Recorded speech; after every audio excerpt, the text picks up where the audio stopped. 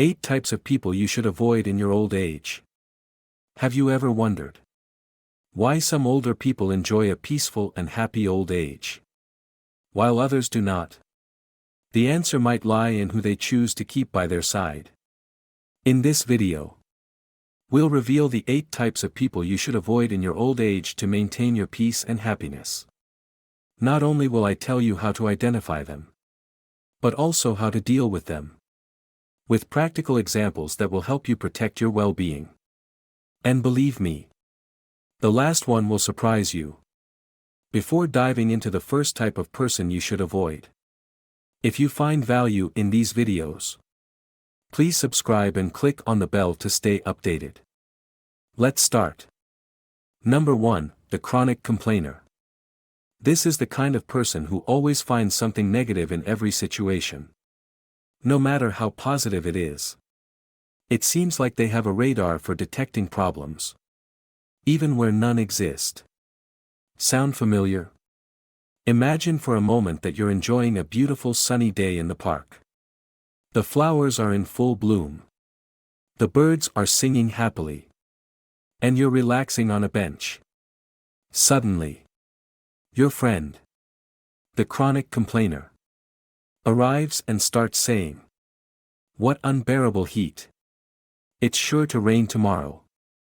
And look at how many people there are, it's impossible to relax here." You can feel your good mood slowly fading away. This attitude may seem harmless, but recent studies suggest otherwise. According to research published in the Journal of Gerontology, people who surround themselves with constant negativity are 3% more likely to develop mental health problems in old age. It's as if complaining is a virus that spreads and weakens our emotional immune system. Famous psychologist Martin Seligman, father of positive psychology, explains it brilliantly: happiness is not the absence of problems, it's the ability to deal with them. The chronic complainer seems to have forgotten this vital lesson. But all is not lost. Just as we learn to protect ourselves from UV rays on a sunny day, we can also learn to shield ourselves from chronic negativity. The key lies in developing what I call the umbrella of positivity. How does this magical umbrella work? It's simple but powerful. When you find yourself in front of a chronic complainer, imagine opening an invisible umbrella over your head.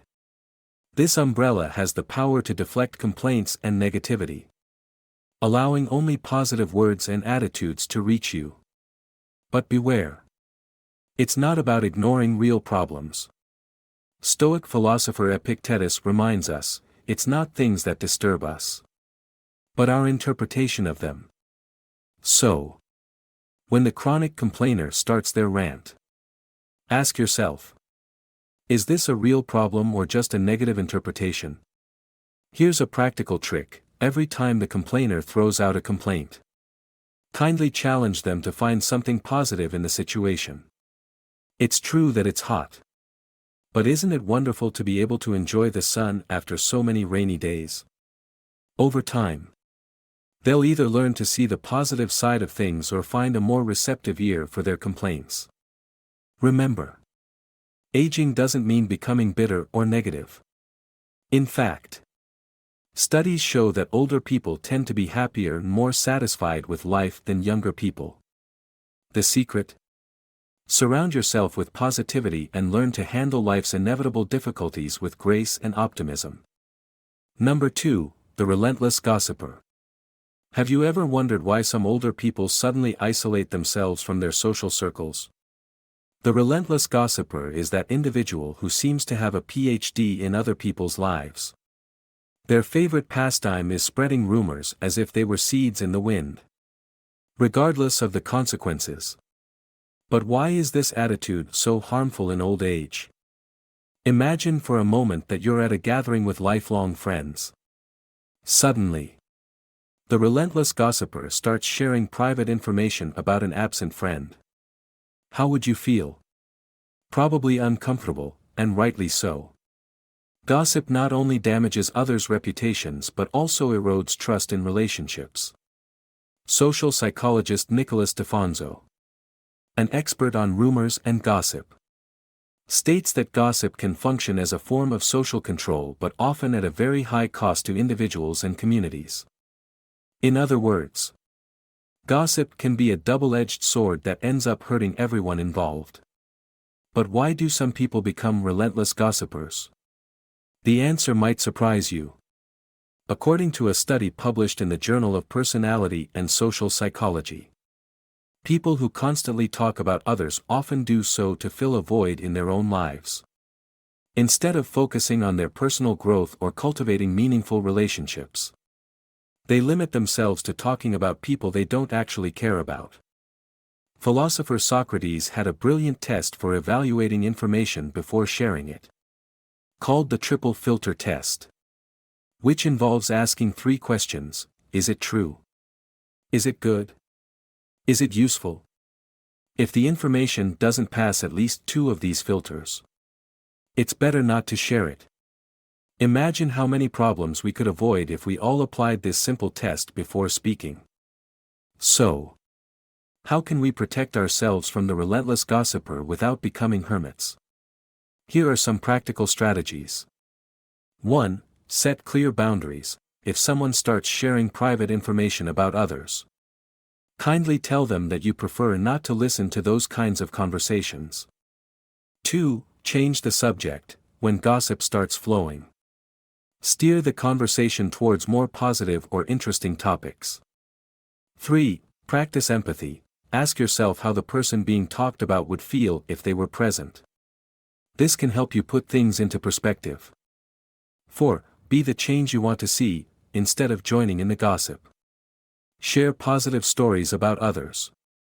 As Mother Teresa once said, kind words can be short and easy to speak, but their echoes are truly endless. 5. Keep your secrets to yourself. Remember, if someone gossips to you about others, they'll probably also share your secrets with others. The poet once said, before you speak, let your words pass through 3 gates. Is it true? Is it necessary? Is it kind? This ancient wisdom is especially valuable in the age of social media, where gossip can spread at the speed of light.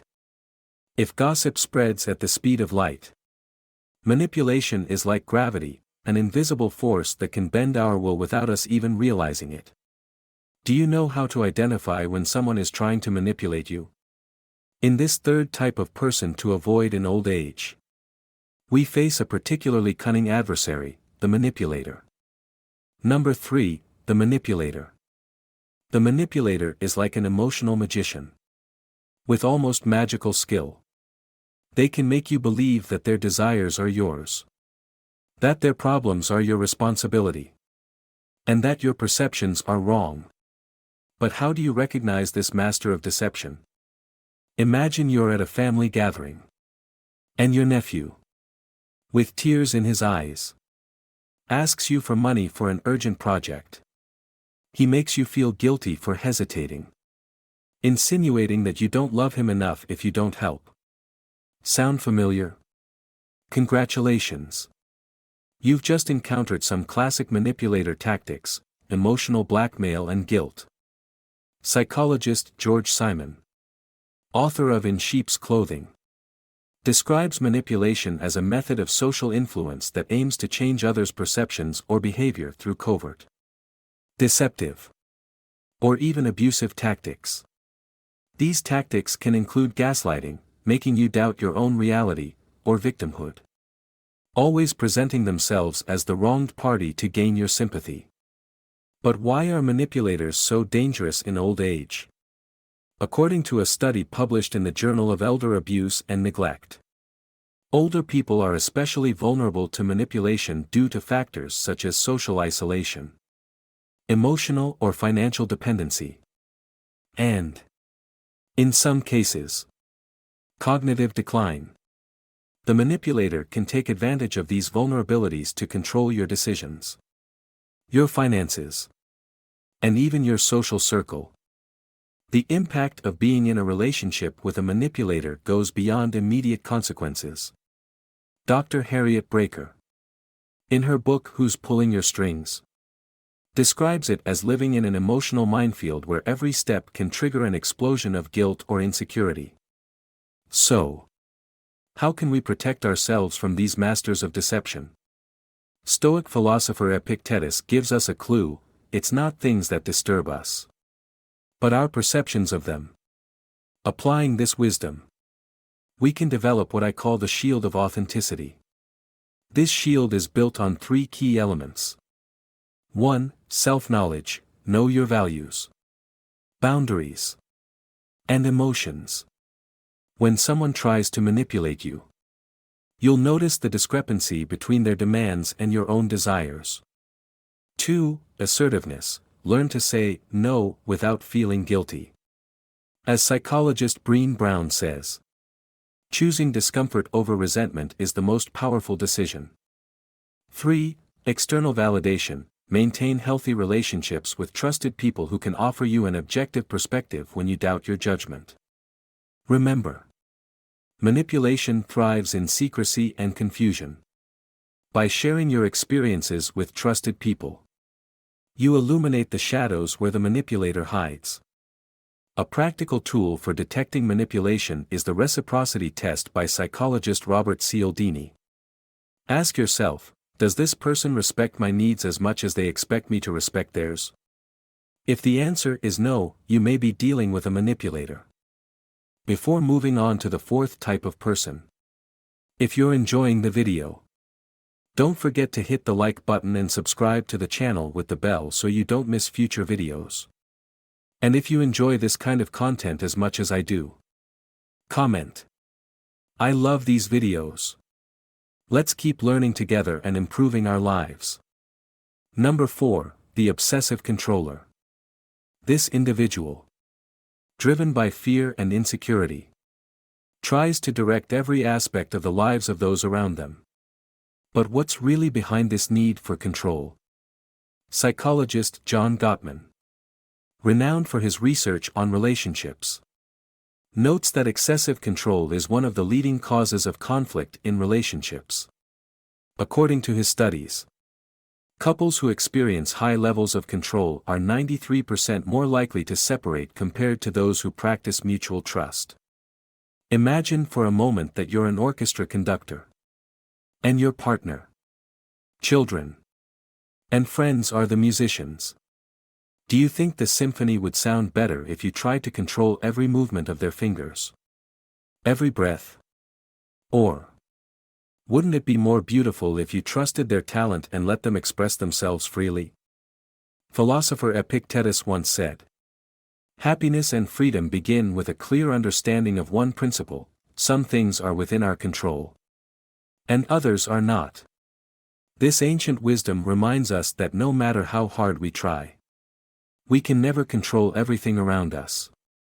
But how can we let go of control without feeling vulnerable? The key lies in cultivating trust. Imagine your children are going on a trip. You could be constantly calling, texting, worrying about every detail. Or you could say, if you need anything, call me. I trust you. And I'll be here if you need me. Which do you think would strengthen your relationship more? Psychologist Carl Rogers, father of person-centered therapy, said, the curious paradox is that when I accept myself just as I am, then I can change. Applying this to our relationships. When we accept that we can't control everything and trust others, we create space for more authentic and fulfilling relationships. Now, we're not saying you should throw caution to the wind and jump into the void without a parachute. It's about finding a healthy balance between caution and trust. As writer Paulo Coelho said, freedom is not the absence of commitments, but the ability to choose. What if, instead of trying to control the future, we focused on enjoying the present? The best moments in life are often the ones we don't plan: that impromptu conversation with a friend, that unexpected walk in the rain, that spontaneous dinner that turns into an unforgettable night. Psychotherapist Irvin Yalom suggests that life is a gift we're given. lent to us for a time. And it's up to us to live it with courage, curiosity, and gratitude. Perhaps it's time to loosen the reins a bit and allow ourselves to experience life in all its unpredictable beauty. Remember, the grace of a relationship, whether romantic or a friendship, lies in the freedom to be yourself. When we let go of control, we create space for authenticity, creativity, and true love to flourish. Number 5, the attention hoarder. The attention hoarder is that individual who turns every conversation into a monologue about themselves. It's as if they have an invisible microphone that only works to amplify their voice. Sound familiar? Maybe it's that friend who always has a more impressive story to tell. Or that family member who constantly interrupts to talk about their achievements. But why is this behavior so harmful in old age? Imagine for a moment that you're at a gathering with old friends. Everyone has stories to share, experiences to talk about. However, the attention hoarder dominates the conversation, leaving no room for others to express themselves. Over time, this can lead to social isolation and the erosion of valuable relationships, especially when we most need meaningful connections. Clinical psychologist Dr. Ramani Durvasula describes these people as conversational narcissists. According to her, these individuals see every social interaction as an opportunity to feed their ego, without considering the emotional needs of others. This behavior is not only annoying but can have real consequences on our mental and emotional health.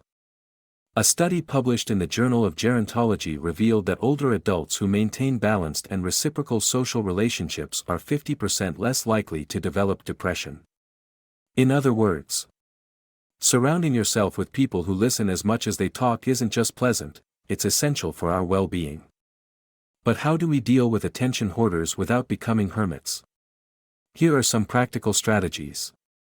1. Set clear boundaries. When the attention hoarder starts their monologue, politely interrupt and say something like, "That sounds interesting. I'd like to share my experience too."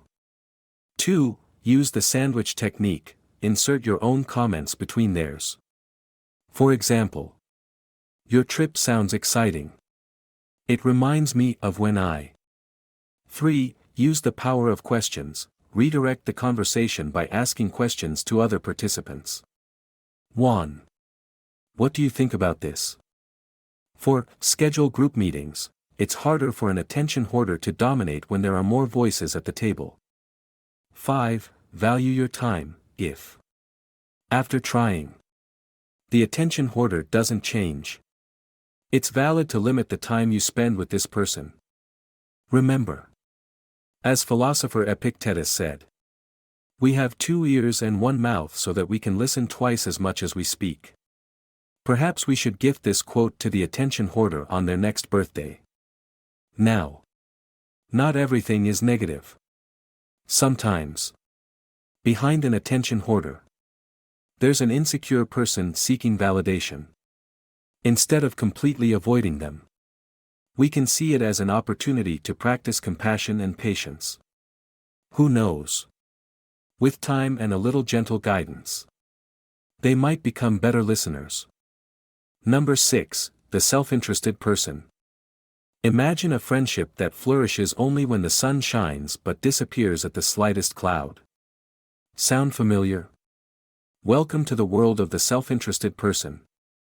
That character who orbits around your life like a whimsical satellite, coming closer when they detect benefits and drifting away when they sense difficulties.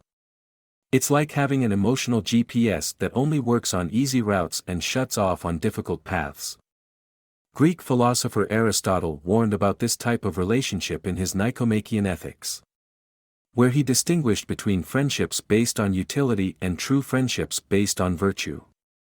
According to Aristotle, self-interested friendships easily dissolve if the parties no longer remain equal. If they are no longer pleasant or useful, they cease to care for each other, he said.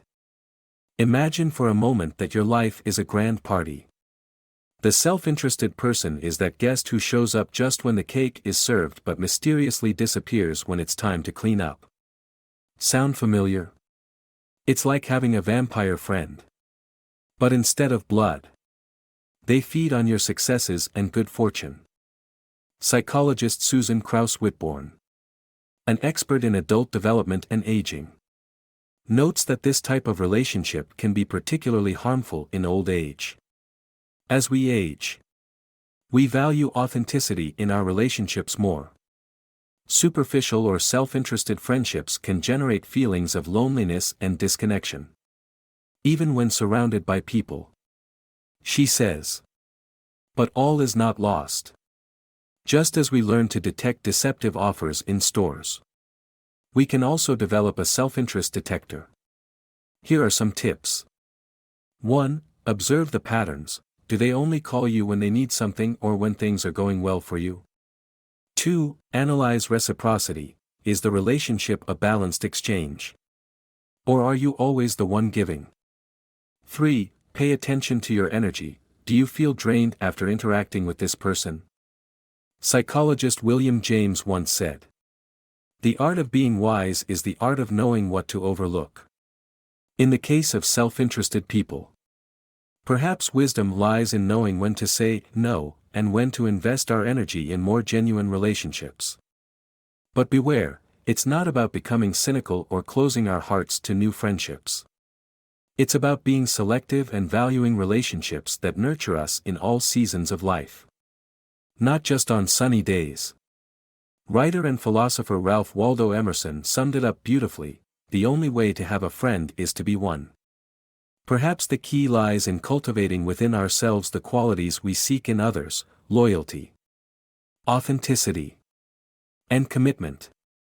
Number 7. The secretly envious person. Envy is like a poison that corrodes the soul. But what happens when it hides behind the mask of false friendship? Let's discover together how to identify and protect ourselves from the secretly envious person, a character who might be closer than you think. Imagine for a moment someone who is always present during your moments of success, with a smile on their face and words of congratulations on their lips. But something doesn't feel right. There's a shadow in their gaze, a tone in their voice that doesn't quite sound sincere. This is the secretly envious person, a figure who can be more harmful to your well-being than you might imagine.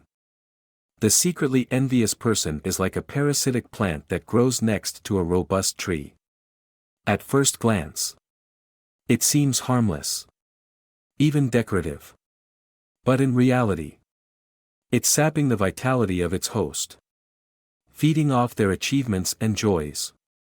In the garden of your life, it's crucial to learn how to identify and manage these emotional weeds. Stoic philosophy offers us an interesting perspective on envy. Epictetus, one of the great Stoic thinkers, once said, "Envy is the enemy of the fortunate." This phrase reminds us that envy often arises when we perceive others as having what we desire. But what happens when that envy disguises itself as friendship? Social psychologist Leon Festinger developed the social comparison theory, which explains how people evaluate their own opinions and abilities by comparing themselves to others. The secretly envious person takes this comparison to the extreme, seeing each of your achievements as a blow to their own self-worth. But how can we identify this character in our lives? Here are some revealing signs. 1. Superficial compliments. Their congratulations sound hollow or forced. 2. Quickly changing the subject. They quickly steer the conversation away from your successes. 3. Hidden competition. They always have a story to top yours. 4. Joy at your failures. They show suspicious enthusiasm when things don't go well for you. Now, once we've identified the secretly envious person, what can we do? The answer isn't as simple as cutting ties, especially if it's a family member or close colleague. Instead, we can adopt a wiser and more compassionate strategy. First, practice empathy. Remember that envy often comes from insecurity and fear. As philosopher Bertrand Russell said, envy is one of the most universal and disintegrating of emotions. Understanding this can help us respond with compassion rather than resentment. Second, cultivate gratitude. The more grateful we are for what we have, the less others' negativity will affect us. Keep a gratitude journal and write down 3 things you're thankful for each day. Third, set healthy boundaries. You don't have to share all your successes or plans with the secretly envious person. Learn to be selective with the information you share. Fourth, strengthen your self-esteem. The more secure you are in yourself, the less others' envy will affect you. Celebrate your achievements, no matter how small. And don't depend on external validation. Fifth, practice compassion. Sometimes, showing kindness to someone struggling with envy can transform the relationship. As the Dalai Lama said, be kind whenever possible. It is always possible. Remember, the goal isn't to become insensitive to others' emotions but to develop emotional resilience to navigate these turbulent waters with grace and wisdom. Now, let's move on to the 8th and final type of person you should avoid in your old age, the energy vampire. Number 8, the energy vampire. Have you ever felt completely drained after a simple conversation with someone? Get ready to discover an unsettling truth: there are vampires among us. But not the kind that fear garlic. These beings feed on something far more valuable than blood, your vital energy. These individuals, unlike their fictional counterparts, don't need fangs to drain your vitality. With just their presence, they can leave you feeling exhausted, unmotivated, and empty. But how can we identify these energy thieves? Imagine you're having a chat with a friend, and instead of feeling renewed afterward, you feel like you've just run a marathon. That inexplicable feeling of exhaustion is the trademark of the energy vampire. Psychologist Albert H. Bernstein, in his book Emotional Vampires, describes these people as individuals who constantly seek attention and sympathy but rarely return it. They're like emotional sponges that absorb your good mood, enthusiasm, and peace of mind, leaving you with a sense of emptiness. But why are they so dangerous in old age? As we age, our energy becomes an increasingly valuable resource. A study published in the Journal of Gerontology revealed that older adults who maintain high levels of energy and enthusiasm are 35% less likely to develop chronic health problems. In other words, your vitality isn't just a matter of well-being, it's a matter of survival. Greek philosopher Aristotle once said, "The energy of the mind is the essence of life." In our golden years, this energy becomes the fuel that drives our passions, relationships, and ability to enjoy each day. Allowing an energy vampire to drain this precious resource is like letting someone steal the elixir of youth. Now, let's not confuse energy vampires with people who are simply going through a tough time. We all need support occasionally. The difference lies in consistency and reciprocity.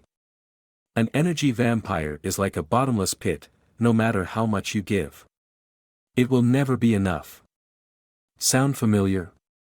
Maybe it's that friend who always has a crisis to solve but never has time to listen to your problems. Or perhaps it's that family member who turns every gathering into a drama worthy of a soap opera, leaving everyone emotionally drained. But don't despair. Dear listener, just as there are methods to protect yourself from mythological vampires, there are also strategies to defend yourself from energy vampires. And no, you won't need garlic or wooden stakes. The key lies in what psychologist Carl Jung called setting healthy boundaries. Imagine that your energy is like a beautiful garden. Boundaries are the fence that protects that garden from intruders who want to trample your flowers. It's not about being rude or unfriendly, it's about taking care of your well-being with the same dedication you give to others. One effective technique is energy shield visualization. Before interacting with a known energy vampire, imagine a golden force field surrounding you. This shield allows positivity to enter but repels any negativity or attempts to drain your energy. It might sound a bit esoteric, but studies in cognitive psychology have shown that these types of visualizations can have a real impact on our emotional state. Another strategy is what I call the mirror technique. When the energy vampire tries to unload their negativity onto you, instead of absorbing it, reflect it back with kindness. I understand that you're going through a tough time. Have you thought about how you might approach this situation positively? This technique not only protects you but can also help the other person gain perspective. Remember, dear friend, that your energy in old age is like a treasure accumulated over the years. Every experience, every laugh, every moment of joy has contributed to that treasure. Don't let anyone steal it from you. As poet Rumi once said, "You are a goldmine hidden within yourself. Don't go begging around the corners of the universe. Find your own treasure." As you reach old age, you have the power to choose who surrounds you. Like a skilled gardener, cultivate relationships that bring you value, energy, and happiness. Avoiding toxic people is just as important as cutting weeds from a garden. Remember, we are the average of the 5 people we spend the most time with. If you surround yourself with negativity, you will become part of it. Take care of your health by choosing your companions carefully. It's important to recognize which relationships nourish your soul and which ones drain it. Don't be afraid to set healthy boundaries. Prioritize your happiness and emotional health. Surround yourself with people who inspire, support, and make you feel alive. Aging is your choice, make it a time of joy and growth. If you've made it this far, drop a comment. That way, I'll know the winners who made it to the end of the video. Don't forget to like, subscribe, and turn on notifications for more content like this in the future. Share this video with your loved ones so they can apply this wisdom today.